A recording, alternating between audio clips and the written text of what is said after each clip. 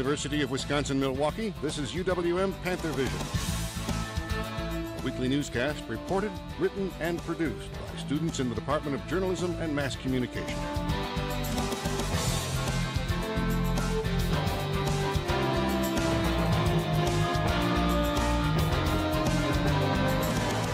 And now, the news. That's a great question. And let me begin by answering it. The biggest political show. It sounds like a game show, but it's not. From the stage in the Milwaukee Theater End of the you day, said you'd abandon philosophy and abandon principle. to the staging outside, we have complete coverage of the fourth Republican presidential debate.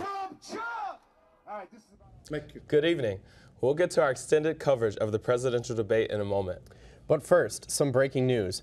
All UWM students and faculty studying in Paris are accounted for and unharmed. In an attack described as France's 9/11, explosions rang out during a soccer game in Paris on Friday. It was a series of coordinated attacks throughout the city that killed 132 people.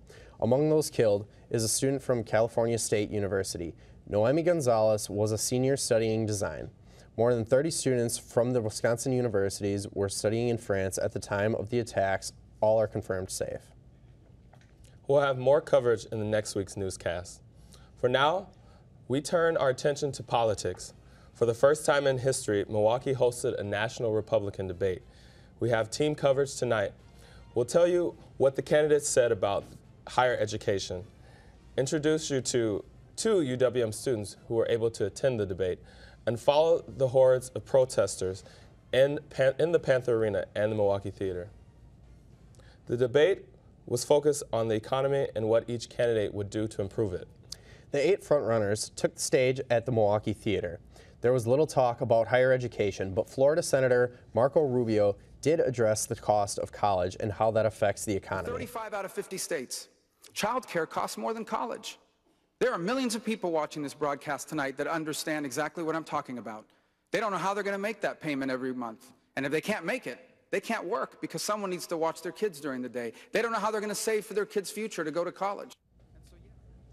We look into Rubio's claims about childcare being more expensive than college in 35 states and found out that while it is true, it's a bit of a dramatic example.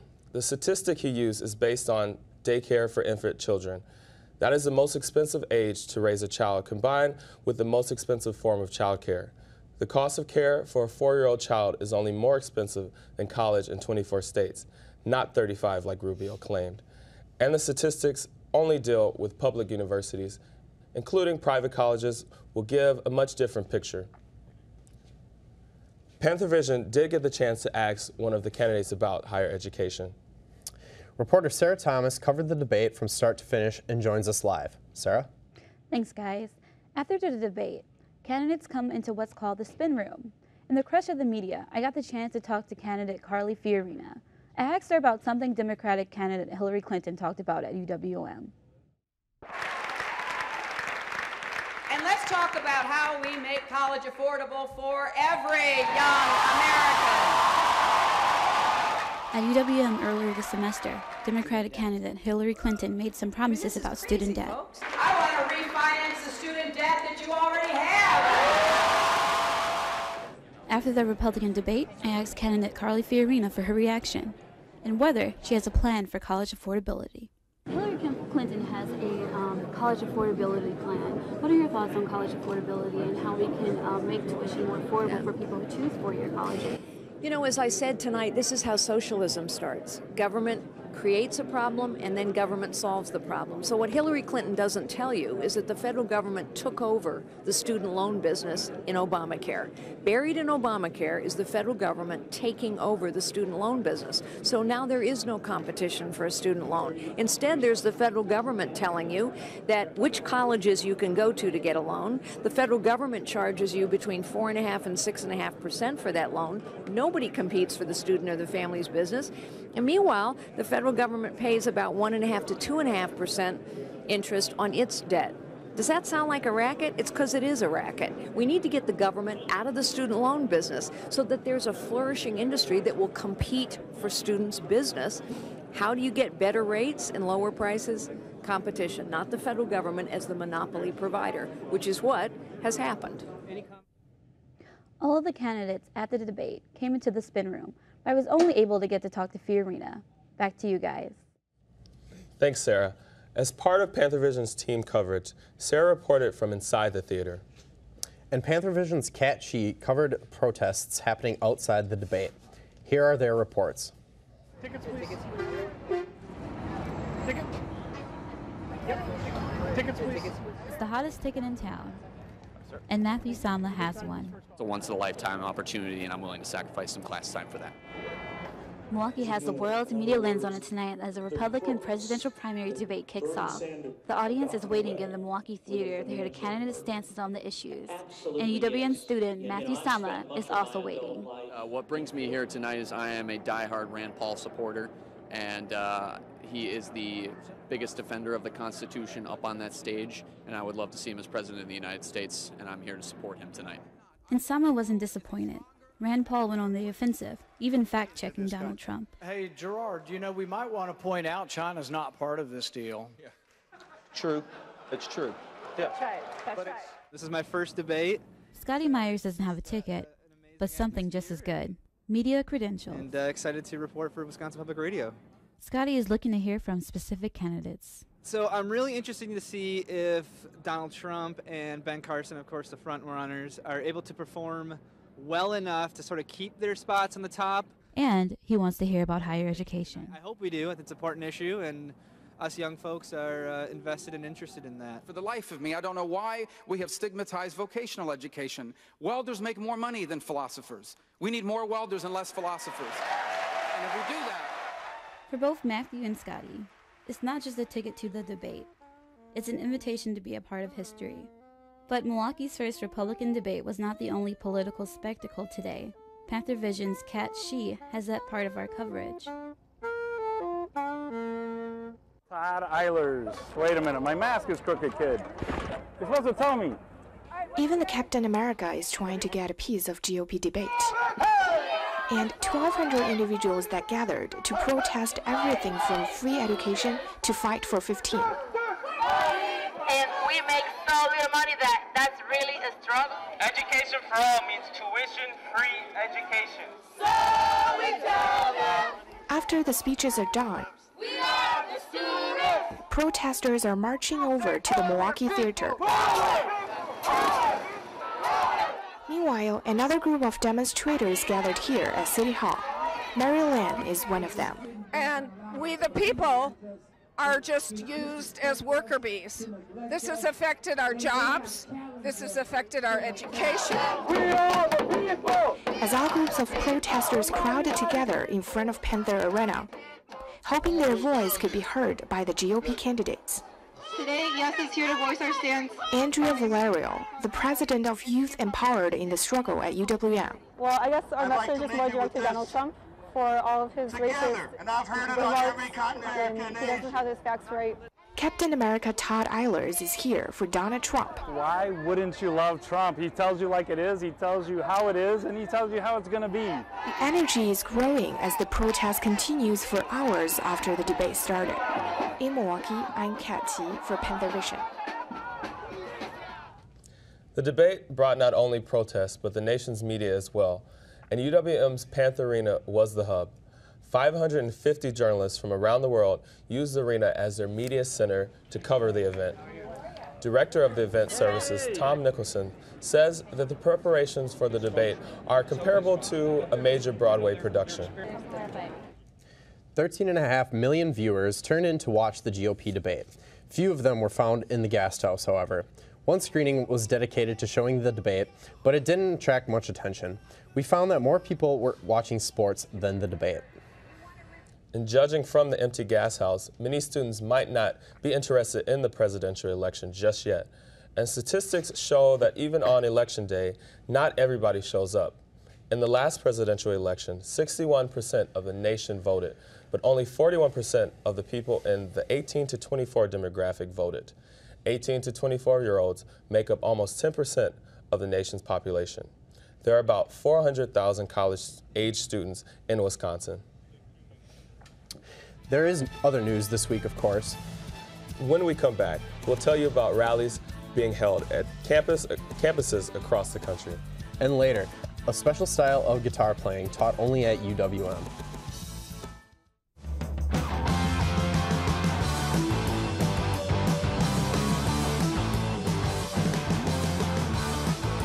This is where powerful ideas lead to proven results.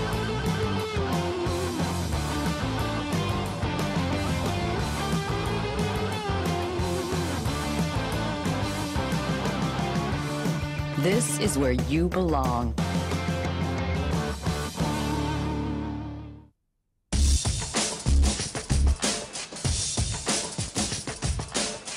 A strong, productive workforce. Building one requires proper education and training, not just for today, but for tomorrow.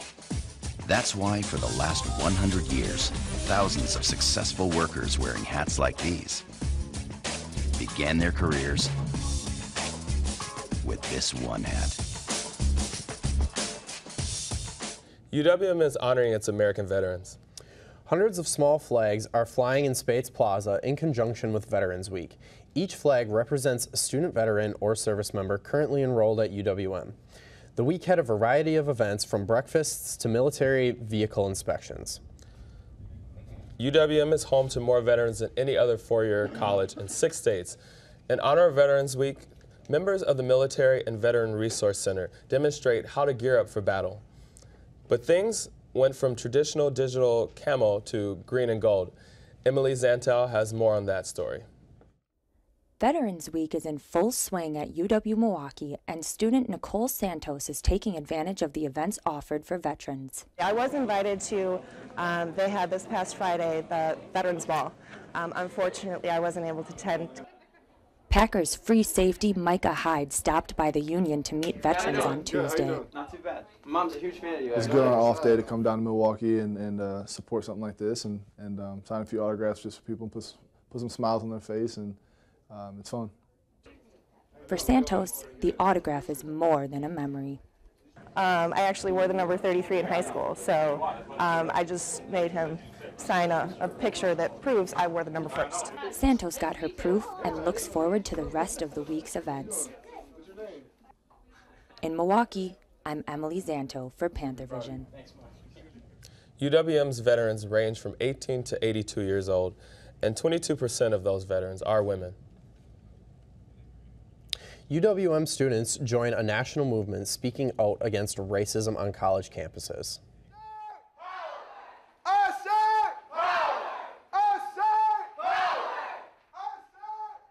Students hold a die-in on campus in response to what's going on at the University of Missouri.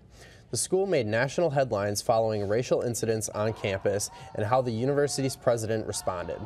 He has since resigned. People here say this is a bigger issue.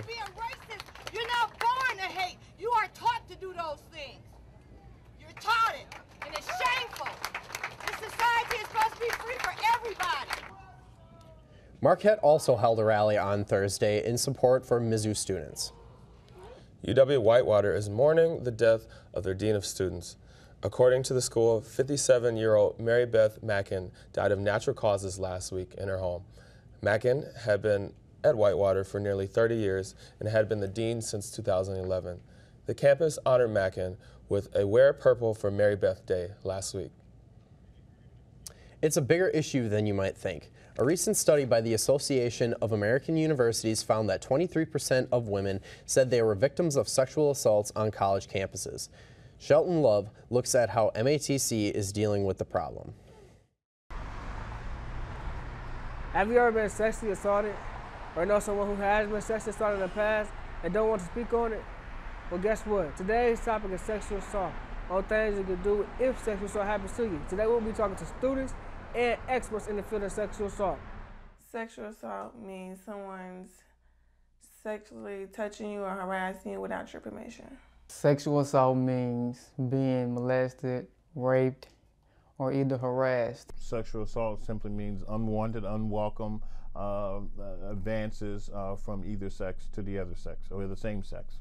No, I do not know anybody that's been sexually assaulted on MATC premises.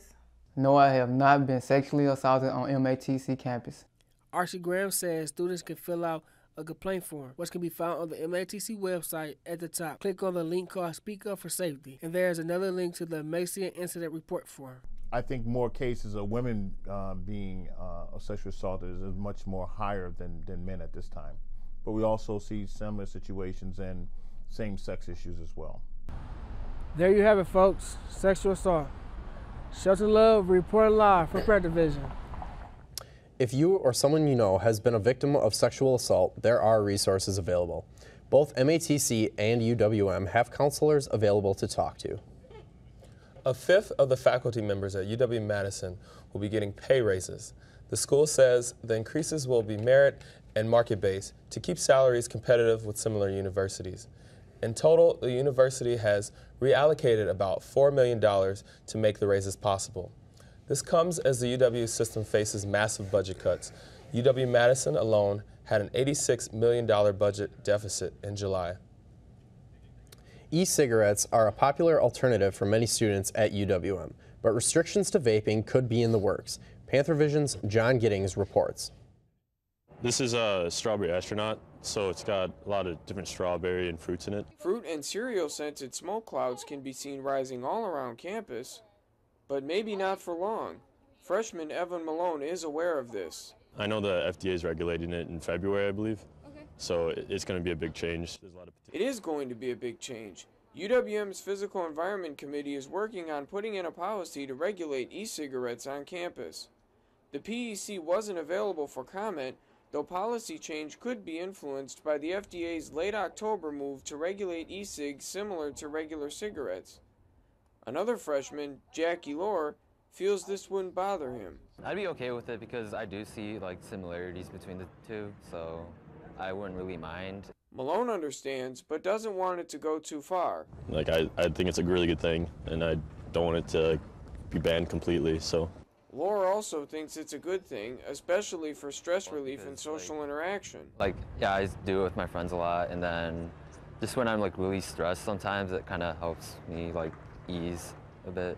In Milwaukee, I'm John Giddings for Panthervision. Louis De Leon joins us with a look at our weather. Thanks. How you guys doing? I'm good. Hopefully this good weather continues. Yeah, well, we're going to be seeing a lot more active week of weather. You know, got to break out the umbrellas, definitely, that's for sure. So, but better than snow, Yeah, always. definitely better than snow. Yeah. As for your weather headlines, as I said, we are expecting one wet week starting this afternoon with precipitation occurring really into Thursday morning. As for the temperatures this week, we will be moving throughout the 50s, but there is going to be a huge burst of cold air, towards the end of the week when all the rain and warm air moves out, allowing the temperatures to dip into the 40s. And it is then we will see a chance for some flurries and wintry mix. Not exactly full-out snowfall, but definitely some flurries. So as for your current conditions, currently here in Milwaukee right now, overcast skies with the sun just peeking through a little bit. Temperature right now at 52 degrees and the dew point at 36. As for the rest of the day, going to see those clouds stick around, and then it is this evening we will see the rain occur all the way into Wednesday, on and off into Thursday even. The high today not getting much higher than 52, so we have a high of 55.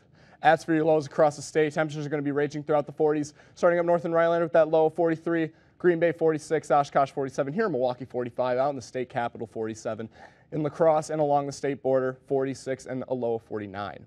As for your highs, temperatures ranging throughout the 50s. Not going to be seeing too much of a gap between the lows and highs.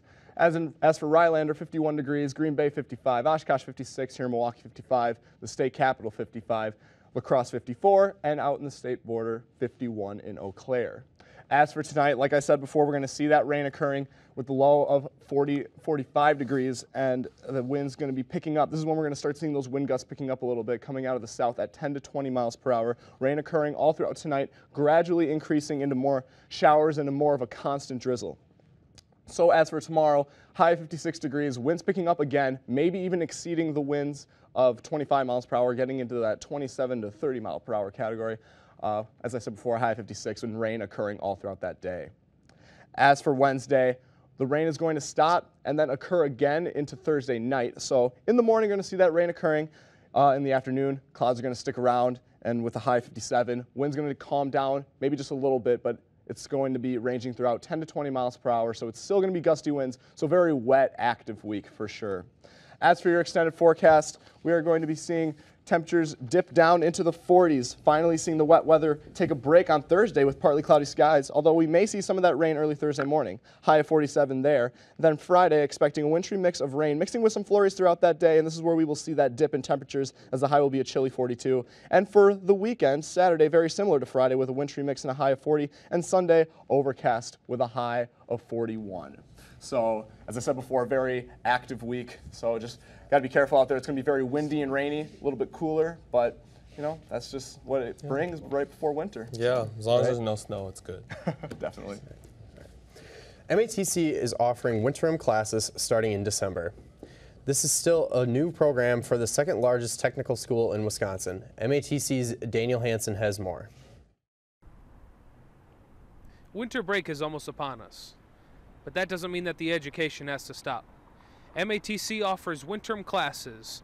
During the winter term, we're trying to offer our most popular classes and classes that we feel students need to take in order to, you know, go further in their programs as well as transfer to four-year institutions. So we go across the range: sociology, psychology, history, English, and a couple of natural science classes. Everything starts on December 20th. It's a 4-week intensive course. It's everything, all our courses are online courses, so students need to go and sign up normally as they sign up for online classes. Taking an MATC course in the winter can have many added benefits. Maybe reduce their spring load, take a class that potentially they need to get that would extend their time here. We know that students are really busy and that a lot of our students are part-time, and so for them to be off during that break period, if they have the time and the energy and they're not working too many hours, that it's a good time to get a course out of the way. We also appeal to students who are home on break from other institutions like UWM and Marquette and whatever, and then they also come and take advantage of our courses. Make sure you register for those classes before the snow starts to hit. For the MATC Report, I'm Daniel Hansen. When we return, the swim team splashes into their upcoming season. And later, a one-of-a-kind major draws students from across the nation to UWM. All that and more when Panthervision returns. Minds can achieve anything. We make sure they get to college. Federal student aid provides more than $150 billion in grants, loans, and work-study funds to make college possible for anyone with the mind to get there. Because if given the chance, minds will do great things. Federal Student Aid, proud sponsor of the American Mind. Learn more about money for college at studentaid.gov. You ready again?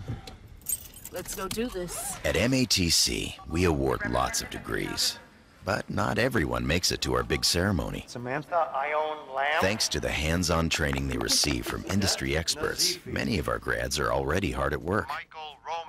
But that's okay. They end up with something even more rewarding than a diploma. A career. MATC. Redefine smart.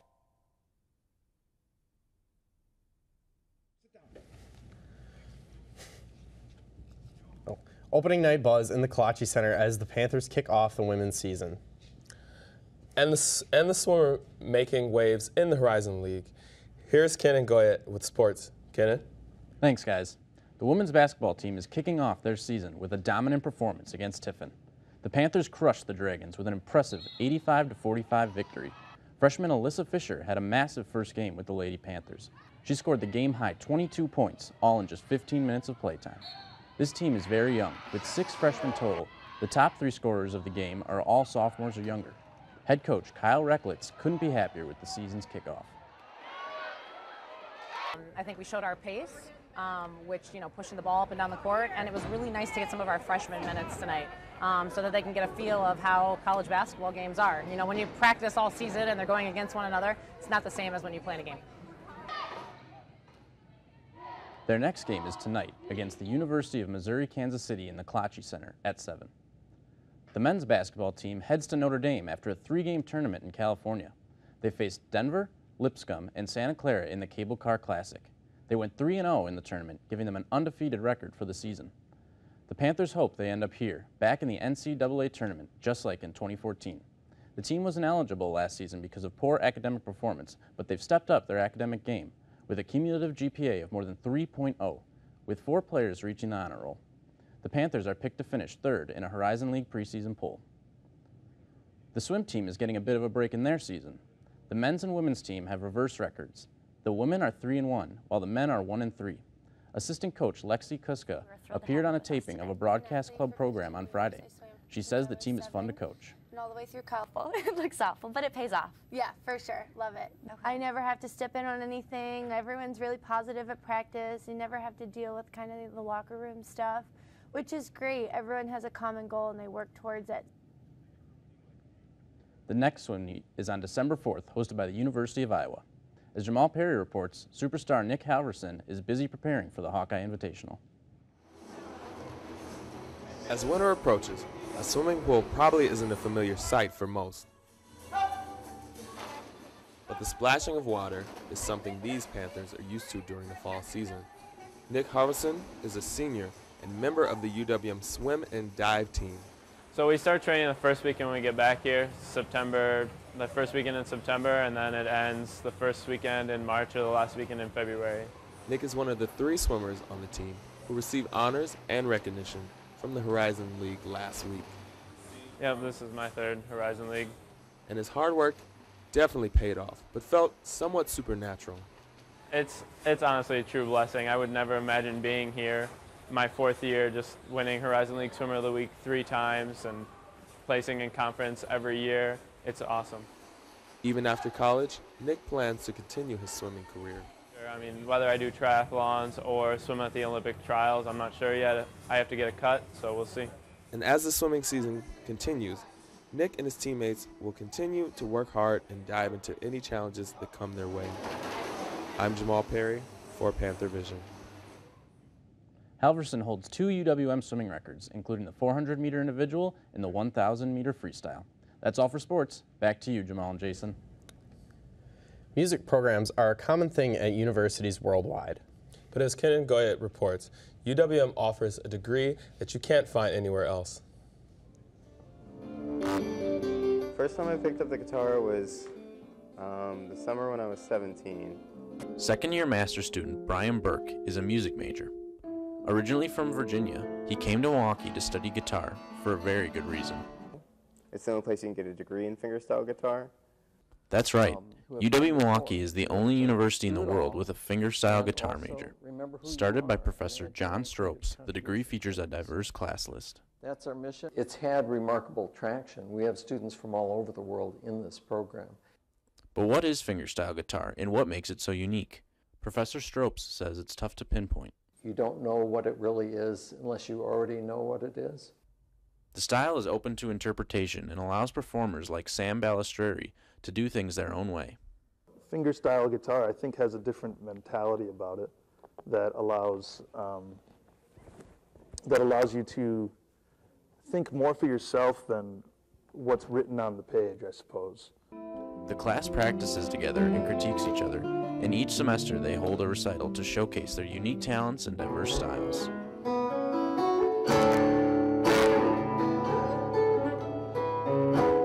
And Burke has added his own spin and used his computer science background to create an electronic piece that he attached to his guitar.